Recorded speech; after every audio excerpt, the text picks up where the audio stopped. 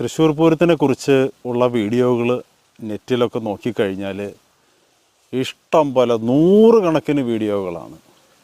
പൂരത്തിൻ്റെ തത്സമയ പ്രക്ഷേപണങ്ങളുടെ വീഡിയോകൾ, പൂരത്തിനെക്കുറിച്ചുള്ള ഐതിഹ്യങ്ങളെക്കുറിച്ചുള്ള വീഡിയോകൾ, അങ്ങനെ നിരവധി വീഡിയോകൾ കാണാം. അവിടെ ഒന്നും കാണാൻ സാധിക്കാത്ത, എന്നാൽ പൂരം കാണാൻ പോകുന്നവരൊക്കെ കണ്ടിരിക്കേണ്ട ഒരു വീഡിയോ ആണ് നമ്മുടേത്. പൂരം അത് എങ്ങനെ കാണണം, എങ്ങനെ ആസ്വദിക്കണം എന്നുള്ളതാണ് നമ്മൾ വീഡിയോയിൽ കാണുന്നത്. തൃശ്ശൂർ പൂരം എന്നൊരു കംപ്ലീറ്റ് പൂരമാണ്. ആ 36 മണിക്കൂർ തൃശ്ശൂർ തേക്കിൻകാട് മൈതാനത്തിനെ പ്രകമ്പനം കൊള്ളിച്ചുകൊണ്ട് നടക്കുന്ന ഒരാഘോഷ തിമർപ്പാണെന്നുള്ളതൊക്കെ എല്ലാവർക്കും അറിയാവുന്ന ഒരു കാര്യമാണ്. ഇതൊക്കെ കാണാനായിട്ട് ധാരാളം ആളുകൾ വരുന്നുണ്ട്. അപ്പോൾ ഞാൻ കണ്ടിട്ടുള്ള ഒരു സംഗതി എന്താണെന്ന് വെച്ച് കഴിഞ്ഞാൽ, പൂരം കാണാനായിട്ട് രാവിലെ തന്നെ ആളുകൾ തേക്കിൻകാട് മൈതാനിയിലെത്തും. ഓരോ ചെറു ഘടകപൂരങ്ങളൊക്കെ കാണും. ഉച്ചയാകുമ്പോഴേക്കും നല്ല വെയിലായിരിക്കും. മഠത്തിലോരോ പോയി കാണും. അത് കഴിഞ്ഞ് ഭക്ഷണം കഴിച്ച് പോയി എലഞ്ഞിത്തറ മേളം കാണും. ഒരു പരുവമായി കഴിഞ്ഞിട്ടുണ്ടായിരിക്കും. വൈകുന്നേരത്തെ കുടമാറ്റമൊക്കെ കഴിയുന്നതോടുകൂടി ആളുകളൊക്കെ ക്ഷീണിച്ച് അവശരായി ഏതാണ്ടൊക്കെ കണ്ടു. എന്നാൽ എന്താ കണ്ടത് എന്ന് നോക്കിക്കഴിഞ്ഞാൽ പൂർണ്ണമായിട്ട് പറയാൻ പറ്റാത്ത രീതിയിൽ അവർ വൈകുന്നേരം രാത്രി ആകുമ്പോഴേക്കും വയ്യാണ്ടായിട്ട് പൂരം കാണൽ അവസാനിക്കുന്നതാണ് മിക്ക ആളുകളിലും കാണുന്നൊരു രീതിയായിട്ട് കാണുന്നത്. അത് ഞങ്ങൾ തൃശ്ശൂർക്കാർക്ക് പൂരം കാണുന്നതിന് ഒരു സ്കില്ലുണ്ട്.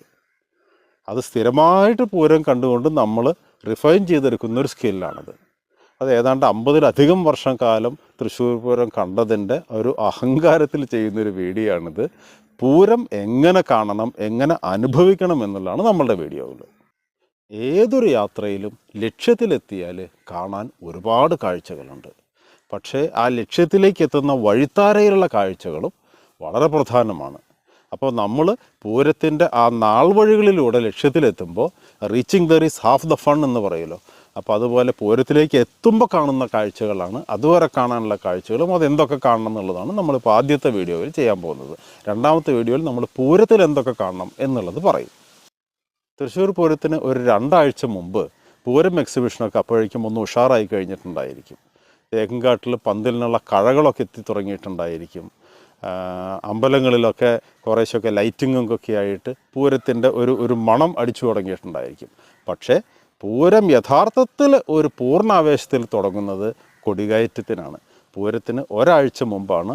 അത് ഈ വർഷം 2024 ഏപ്രിൽ 13 2-ാം ശനിയാഴ്ചയാണ്. എല്ലാവർക്കും പോയി കാണാൻ സൗകര്യമുള്ള ഒരു ദിവസമാണത്. അപ്പോൾ കൊടികയറ്റത്തോട് കൂടിയിട്ടാണ് ശരിക്കും പൂരത്തിൻ്റെ ആ ആവേശം അങ്ങ് കയറി തുടങ്ങുക. ഏപ്രിൽ 13 ഒരു 11:30 കൂടിയിട്ടാണ് തിരുവമ്പാടിയിലാണ് ഇത്തവണ ആദ്യം കൊടി കയറുക. പിന്നീട് 12 മണിയോട് കൂടിയിട്ട് പാറമേക്കാവിലും കൊടി കയറും. അപ്പോൾ 11:30 തിരുവമ്പാടിയിൽ കൊടിയേറിക്കഴിഞ്ഞാൽ നല്ല പൂരവും നല്ല മേളവുമായിരിക്കും. ആ മേളം അങ്ങ് ആറാട്ടിന് വേണ്ടിയിട്ട് പുറത്തേക്ക് എഴുന്നള്ളി നായ്ക്കനാലിൻ്റെ അവിടെ എത്തുമ്പോൾ നായ്ക്കനാലിലും നടുവിലാലിലും ആലുകളുടെ മുകളിൽ കൊടിക്കൂറകൾ, പൂരത്തിൻ്റെ കൊടിക്കൂറകൾ ഉയരും. അത് അവിടെ നിന്ന് അങ്ങനെ വന്ന് നടുവിൽ മഠത്തിൽ ആറാട്ടോടുകൂടി സമാപിക്കുന്നതാണ് ആ തിരുവമ്പാടിയുടെ കൊടിയേറ്റത്തിൻ്റെ ചടങ്ങ്. തിരുവമ്പാടിയിലെ കൊടിയേറ്റം കഴിഞ്ഞ് ഏറ്റവും വേഗം തന്നെ അവിടെ നിന്ന് വന്ന് പാറമേക്കാവിലെത്തണം. പാറമേക്കാവിലെ എഴുന്നള്ളിപ്പിന് മേളം കാണാനായിട്ട് കുറച്ചുകൂടി സ്ഥലം കൂടുതലുള്ളത് കൊണ്ട് മേളം കാണാനായിട്ട് സൗകര്യമുണ്ട്. അതെൻ്റെ വ്യക്തിപരമായിട്ടുള്ള ഒരു അനുഭവം അങ്ങനെയാണ്. അവിടെ കൊടിയേറിക്കഴിഞ്ഞാൽ, സിംഹമുദ്രയുള്ള കൊടിയേറിക്കഴിഞ്ഞാൽ ഒന്നാന്തരം എഴുന്നള്ളിപ്പും മേളവും വന്ന് ആറാട്ടിന് വേണ്ടിയിട്ട് അത് കിഴക്കേ ഗോപുരം വഴി വടക്കുന്നാഥൻ്റെ ഉള്ളിൽ കയറി പള്ളിത്താമഠം, വടക്കേ ഗോപുരം കടന്നുള്ള പള്ളിത്താമഠത്തിലെ കൊക്കർണിയിലാണ് പാറമേക്കാവ് ദേവിയുടെ ആറാട്ട്. അതൊരു വലിയ പ്രത്യേകതയുണ്ട്. വടക്കുന്നാഥൻ്റെ അമ്പലത്തിലേക്ക് പുറത്തുനിന്നുള്ള ആളുകൾ വന്ന്, ദേവിമാർ വന്ന് ആറാടുന്ന ഒരേ ഒരു സന്ദർഭം അതാണ്. പാറമേക്കാവ് ഭഗവതിക്ക് മാത്രമാണ് അതിൻ്റെ അവകാശം. അതിൻ്റെ പിന്നിൽ വലിയൊരു ചരിത്രമുണ്ട്. അതൊക്കെ നമുക്ക് പിന്നീടൊരു വീഡിയോയിൽ പറയാം. അപ്പോൾ ആ ഒരു അസുലഭ അവസരം, വടക്കേ ഗോപുരത്തിൻ്റെ അപ്പുറത്തേക്ക് സാധാരണ നമുക്ക് പൊതുജനങ്ങൾക്കൊന്നും പ്രവേശനമില്ല. അതും ഒരു അസുലഭ അവസരമാണ്. അപ്പോൾ പൂരത്തിൻ്റെ കൂടെ വന്ന് കിഴക്കേ ഗോപുരം കടന്ന് പാറമേക്കാവിൻ്റെ ഉള്ളിലെത്തി വടക്കേ ഗോപുരം കടന്ന് ആറാടുന്നത് വരെ നല്ല മേളവും നല്ല പരിപാടികളുമായിരിക്കും. അങ്ങനെ വിസ്തരിച്ച് കൊടിയേറ്റം കാണാം. ഇതാണ് പൂരത്തിൻ്റെ ഏറ്റവും ആദ്യം അനുഭവിക്കേണ്ട ഒരു ആഘോഷം. ഇതൊക്കെ കഴിഞ്ഞ് ഓരോ ഘടകപൂരങ്ങളുടെ, തിരുവമ്പാടിയും പാറമേക്കാവും കൂടാതെ 8 ചെറുക്ഷേത്രങ്ങളുണ്ട്. 8 അമ്പലങ്ങളിലും കൊടിയേറും. അത് ആ അമ്പലങ്ങളിലെ കൊടിയേറുന്ന സമയമൊക്കെ ഞാൻ ഡിസ്ക്രിപ്ഷനിൽ കൊടുത്തിട്ടുണ്ട്. അവിടെയൊക്കെ ഉള്ള ആളുകൾ ഏറ്റവും അടുത്തുള്ള അമ്പലങ്ങളിൽ പോയി അവരവരുടെ കൊടിയേറ്റവും അതിനോടൊപ്പമുള്ള എഴുന്നള്ളിപ്പും കാണണം. ഇതൊക്കെ കാണുമ്പോഴാണ് പൂരം നമ്മുടെ ഉള്ളിലേക്ക് കയറുന്നത്. അതൊന്നും ആരും ഒഴിവാക്കാൻ പാടില്ല എന്നാണ് എൻ്റെ അഭിപ്രായം. കൊടി കയറി 7-ാം ദിവസമാണ് തൃശ്ശൂർ പൂരം. ഈ 2024 അത് ഏപ്രിൽ 19-നാണ്. അപ്പോൾ ഈ 7 ദിവസം എന്ന് പറയണത് നമുക്ക് ശരിക്കും തൃശ്ശൂർ പൂരം ഉള്ളിലേക്ക് എടുക്കാനുള്ള ഒരവസരമാണ്. അപ്പോൾ അതിനായിട്ട് നമ്മൾ ആദ്യം ചെയ്യണത് ആ ചെറുക്ഷേത്രങ്ങളെ 8 ചെറുക്ഷേത്രങ്ങളിലും ഒരു തവണയെങ്കിലും ഒന്ന് പോയി തൊഴുക എന്നുള്ളതാണ്. ആ ചെറുക്ഷേത്രങ്ങൾ തൊഴുന്നത് വലിയൊരു അനുഭവമാണ്. ആ ക്ഷേത്രങ്ങളൊക്കെ പൂരത്തിലേക്ക് അടുക്കുന്നത് നമുക്ക് അനുഭവിക്കാൻ സാധിക്കും. ആ ചെറുക്ഷേത്രങ്ങളുടെ ലിസ്റ്റും കാര്യങ്ങളൊക്കെ നമ്മുടെ ഡിസ്ക്രിപ്ഷൻ ബോക്സിലുണ്ട്. ദയവായി അതൊക്കെ എടുക്കുക. ആ ക്ഷേത്രങ്ങളിൽ പറ്റുന്ന ക്ഷേത്രങ്ങളിലൊക്കെ പോയി കാണുക എന്നുള്ളതാണ്. പിന്നെ ഒരു ദിവസം പൂരം എക്സിബിഷൻ വിസ്തരിച്ച് കാണുന്നു. പൂരം എക്സിബിഷൻ കാണാനായിട്ട് ഉച്ച തിരിഞ്ഞു പോകുന്നതാണ് എപ്പോഴും സൗകര്യം. കാരണം കനത്ത വെയിലായിരിക്കും. പൂരം എക്സിബിഷൻ കാണുമ്പോഴും പ്രത്യേകിച്ച് എന്തെങ്കിലും ഒന്ന് വാങ്ങാനില്ലെങ്കിൽ ആ തുടക്കത്തിലുള്ള കടകളൊക്കെ ഒഴിവാക്കുന്നതാണ് ബുദ്ധി. അവിടെ നിന്ന് പ്രത്യേകിച്ച് എന്തെങ്കിലും ഒരു കിടക്കവരിയോ പാലക്കാടൻ കത്തിയോ അതുപോലെയുള്ള എന്തെങ്കിലും സംഗതികളൊക്കെ വാങ്ങാൻ മനസ്സിലുണ്ടെങ്കിൽ മാത്രം അതിലേ പോവുക. അല്ലെങ്കിൽ അതൊക്കെ ഒഴിവാക്കി പവലീനുകളിലേക്ക് പോവുക. ഒന്നാന്തരം പവലീൻ ISROവിൻ്റെയും വ്യവസായ വകുപ്പിൻ്റെയും കൃഷി വകുപ്പിൻ്റെയും കാർഷിക സർവകലാശാലയുടെയും പോലീസിൻ്റെയും ഒക്കെ നിരവധി വളരെ ഉന്നതമായ നിലവാരത്തിൽ തീർത്തിട്ടുള്ള പവലീനുകൾ അവിടെയൊക്കെ ഉണ്ട്. അതൊക്കെ കാണുക. അവിടുത്തെ കഫറ്റീരിയയിൽ ഇരുന്നൊരു ചായ കുടിക്കുക. ആ കലാപ്രകടനങ്ങൾ കാണാൻ നിൽക്കേണ്ടതില്ല എന്നാണ് എൻ്റെ ഒരു അനുഭവം. അത്ര ഒഴിവാക്കാൻ പറ്റാത്ത നിലവാരത്തിലുള്ള കലാപ്രകടനങ്ങളൊന്നും അവിടെ പതിവില്ല. അതും കണ്ട് എക്സിബിഷൻ കണ്ട് മടങ്ങാം. ഇനി പൂരത്തിൻ്റെ തലേന്നാണ് സാമ്പിൾ വെടിക്കെട്ട്. ഇത്തവണ അത് ഏപ്രിൽ 17-നാണ്. സാമ്പിൾ വെടിക്കെട്ടും നമ്മൾ ഒഴിവാക്കാൻ പാടില്ലാത്ത ഒന്നാണ്. പണ്ടൊക്കെ പൂരത്തിൻ്റെ തലേന്ന് മാത്രമാണ് പൂരച്ചമയത്തിൻ്റെ പ്രദർശനം ഉണ്ടാവുക. ഇപ്പോൾ തിരക്ക് കുറയ്ക്കാനായിട്ട് തലേന്ന് സാമ്പിൾ വെടിക്കെട്ടിൻ്റെ അന്ന് രാവിലെ തന്നെ ചമയങ്ങൾ കാണാൻ നമുക്ക് സൗകര്യം ഉണ്ടായിരിക്കും. ചമയങ്ങൾ നമ്മൾ കാണണം. ചമയങ്ങൾ ആ രാവിലെ ഒരു 10-11 മണിയോട് കൂടി കണ്ടു കഴിഞ്ഞാൽ തിരക്കൊക്കെ വളരെ കുറവായിരിക്കും. ഇനി സാമ്പിൾ വെടിക്കെട്ട് കാണുന്നതും സൂക്ഷിച്ച് നിൽക്കേണ്ട സ്ഥലങ്ങളൊക്കെ നിങ്ങൾ നേരത്തെ അറിഞ്ഞു വെക്കണം. സ്വരാജ് റൗണ്ടിൽ തെക്കേ നടയുടെ ഭാഗത്ത് നിന്നും അല്പം പടിഞ്ഞാറ് മാറി നിന്നാൽ വലിയ തിരക്കില്ലാതെ പാറമേക്കാവിൻ്റെ സാമ്പിൾ കാണാം.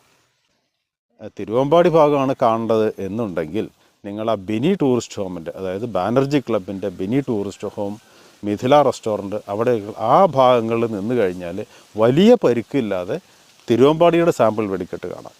ഇത് രണ്ടും കാണണമെങ്കിൽ നടുവിലാൽ പരിസരത്ത് നിങ്ങൾ നിൽക്കേണ്ടി വരും. നടുവിലാൽ പരിസരത്ത് അസാധ്യ തിരക്കായിരിക്കും.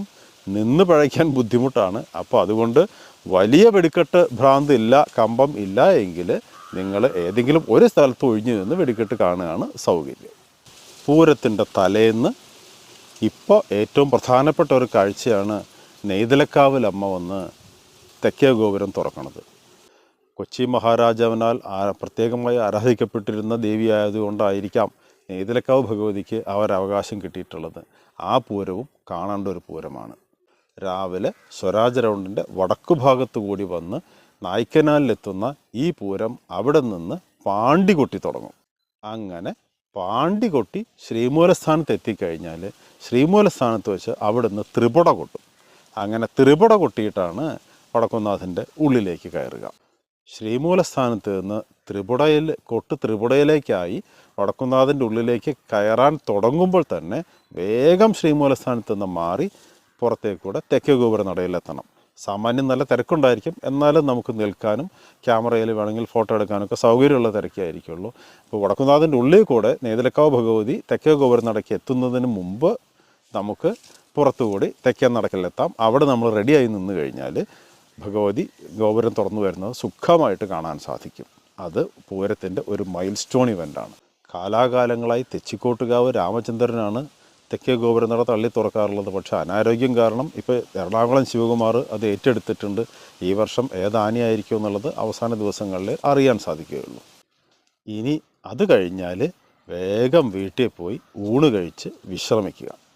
ഉച്ചതിരിഞ്ഞ് ഒരു 3:30-4 മണിയോടുകൂടി വീണ്ടും സ്വരാജ് റൗണ്ടിലെത്തുക. അപ്പോൾ നമുക്ക് ഈ ആനകളെയൊക്കെ കുളിപ്പിക്കുന്നത് കാണാം. തിരുവമ്പാടിയുടെ ആനകളെ മുഴുവൻ CMS സ്കൂളിൻ്റെ ഉള്ളിലും CMS സ്കൂളിൻ്റെ മുമ്പിലുള്ള കിണറിൻ്റെ പരിസരത്തുമായിട്ടാണ് കുളിപ്പിക്കുന്നതും അത് കഴിഞ്ഞ് നിരത്തി നിർത്തുന്നതും. പാറമേക്കാവിൻ്റെ ആനകളെ പാറമേക്കാവ് ക്ഷേത്രത്തിനോട് തൊട്ടുള്ള ദേവസ്വം വളപ്പിൽ തന്നെയാണ് ആനകളെ കുളിപ്പിക്കുന്നതും കെട്ടുന്നതും. അവിടെ പ്രത്യേക ഒരു കാര്യം ശ്രദ്ധിക്കണം, പിന്നിലുള്ള ഗോപുരത്തിൻ്റെ അവിടം വരെയും, അതായത് സെൻറ്റ് മേരീസ് സ്കൂളിൻ്റെയൊക്കെ ആ ഭാഗത്തുള്ള ഗോപുരത്തിൻ്റെ അവിടം വരെയും ആനകൾ നിൽക്കുന്നുണ്ടായിരിക്കും. ആ ആനകളെ കുളിപ്പിക്കുന്നതൊരു കാഴ്ചയാണ്. കുളി കഴിഞ്ഞ് നല്ല സുന്ദരന്മാരായ ആനകളെ നിരത്തി നിർത്തി ആനകൾ പട്ടയൊക്കെ എടുത്ത് നാളേക്ക് വേണ്ടുന്ന പിറ്റേന്നേക്ക് വേണ്ടുന്ന ആ ഊർജം സംഭരിക്കുന്ന കാഴ്ചയും ആനപ്രേമികൾക്ക് പ്രത്യേകിച്ചും വളരെ രസകരമായിരിക്കും. അപ്പോൾ ഇതൊക്കെ കണ്ട് മതിയാവോളം കണ്ട് വിസ്തരിച്ച് 3 പന്തലുകളുണ്ടായിരിക്കും. നടുവിനാലിലും നായക്കനാലിലും മണികണ്ഠനാലിലും പന്തലുകളുണ്ട്. മണികണ്ഠനാലിനാണ് പാറമേക്കാവിൻ്റെ പന്തൽ, മറ്റ് 2 പന്തലുകളും തിരുവമ്പാടിയുടെയാണ്. ഈ 3 പന്തലുകളും കണ്ട് വല്ലാതെ ഇരുട്ടാവുന്നതിന് മുമ്പ് വേഗം വീട്ടിലെത്തുക, ഭക്ഷണം കഴിക്കുക, നല്ലവണ്ണം വിശ്രമിക്കുക, നല്ലവണ്ണം ഉറങ്ങുക. കാരണം പിറ്റേന്ന് തൃശ്ശൂർ പൂരമാണ്. പരമാവധി ഊർജ്ജം ഉപയോഗിച്ച് കാണേണ്ട ഒരു ദിവസമാണ് പിറ്റേന്നുള്ളത്. അതുകൊണ്ട് അന്നത്തെ പരിപാടിയൊക്കെ അതോടെ നിർത്തി നല്ല ഉറക്കത്തിലേക്ക് പോവുക. പിറ്റേന്ന് പൂരത്തിലേക്ക് എങ്ങനെ വരുമെന്നുള്ളത്, പൂരം എങ്ങനെ കാണുമെന്നുള്ളത് നമ്മൾ അടുത്ത വീഡിയോയിൽ കാണും. എല്ലാവർക്കും നമസ്കാരം.